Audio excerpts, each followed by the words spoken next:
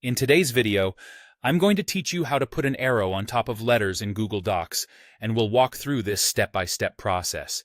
We'll take about 5 minutes to go through this simple yet useful feature that can add that extra touch to your documents, particularly if you're working with mathematics or scientific data. First, let's get started by opening your internet browser of choice and navigating to Google Docs. If you're not familiar with how to find it, just type Google Docs into your search engine and it should appear as one of the top results.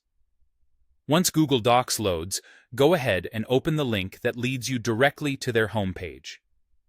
Now, typically, when accessing Google Docs, you'll need to log in with your Google account. So, enter your login details to ensure you can proceed into the workspace where your documents are stored.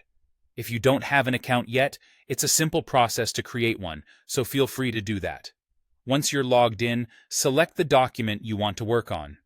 You might have a document you've been using for notes or a fresh new one for practice. Either way, open it up so you're ready to make some edits. Next, find the spot within your document where you'd like the arrow to appear above a letter or symbol. Place your cursor right there, as we'll soon be inputting the arrowed character in that location. Navigating to the top menu of your Google Docs interface, you'll see several options like File, Edit, View, and so forth. Click on Insert. This will bring up a drop-down menu with a variety of options. From this menu, select Equation. Upon selecting Equation, you'll notice a blue box appears on the screen. This is your equation insertion field where we'll create our special character.